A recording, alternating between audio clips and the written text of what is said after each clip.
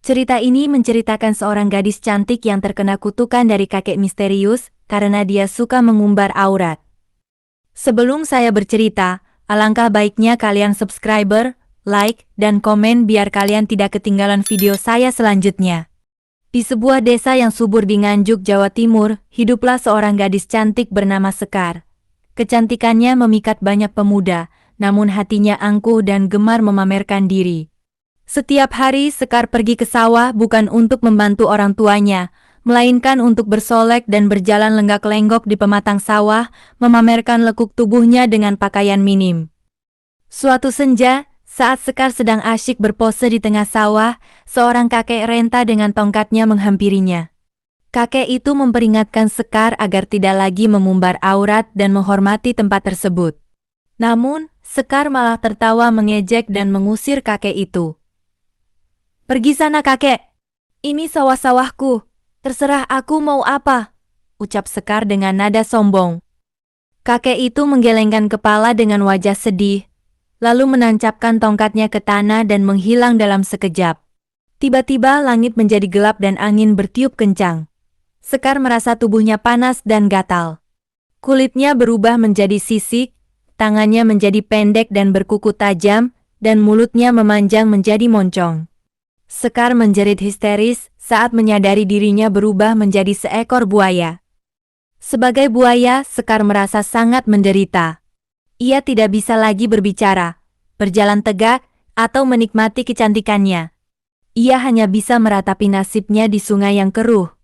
Setiap kali melihat bayangannya di air, Sekar menangis menyesali perbuatannya. Orang-orang desa menjadi resah dengan kemunculan buaya di sungai. Mereka percaya bahwa buaya itu adalah kutukan dari kakek misterius yang pernah bertemu Sekar. Para pemuda yang dulu mengagumi kecantikan Sekar kini merasa takut dan jijik. Mereka berusaha memburu buaya itu tetapi selalu gagal. Suatu malam, saat bulan purnama bersinar terang, Sekar melihat kedua orang tuanya berjalan di tepi sungai. Ia berusaha mendekat dan memanggil mereka, tetapi yang keluar hanyalah suara geraman buaya. Orang tuanya terkejut dan ketakutan melihat buaya itu. Mereka tidak mengenali bahwa buaya itu adalah putri mereka sendiri. "Pergi kau, binatang buas. Jangan ganggu kami," teriak ayah Sekar sambil melemparkan batu ke arahnya. Sekar merasa hatinya hancur. Ia tidak bisa lagi berkomunikasi dengan keluarganya.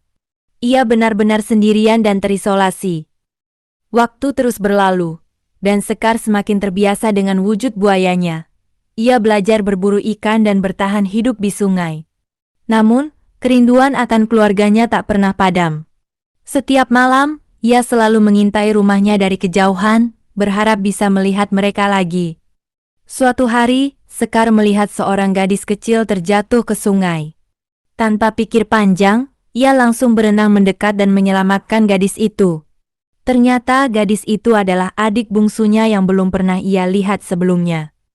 Setelah menyelamatkan adiknya, Sekar meletakkannya di tepi sungai dan menghilang ke dalam air. Ia tidak ingin adiknya tahu bahwa ia adalah buaya terkutuk. Namun, adiknya melihat kalung yang selalu dipakai Sekar tergantung di leher buaya itu. Ia langsung menyadari bahwa buaya itu adalah kakaknya Sekar. Adiknya berlari pulang dan menceritakan kejadian itu kepada orang tuanya. Awalnya mereka tidak percaya, tetapi setelah melihat kalung Sekar, mereka akhirnya percaya bahwa buaya itu adalah putri mereka. Dengan hati yang sedih, mereka pergi ke sungai dan memohon kepada Sekar untuk memaafkan mereka. Mereka berjanji akan selalu menyayanginya meskipun ia berwujud buaya. Air mata Sekar menetes mendengar permohonan maaf orang tuanya. Tiba-tiba, sebuah cahaya terang muncul dari langit dan menyinari Sekar. Perlahan-lahan, wujud buaya Sekar menghilang dan berubah kembali menjadi seorang gadis cantik. Kakek misterius muncul di hadapan mereka dan berkata, kutukan ini akan hilang jika Sekar benar-benar menyesali perbuatannya dan keluarganya memaafkannya dengan tulus. Sejak saat itu, Sekar tidak pernah lagi mengumbar auratnya. Ia menjadi gadis yang saleha dan selalu membantu orang tuanya. Ia juga menyayangi adiknya dengan sepenuh hati. Desa itu pun kembali aman dan damai.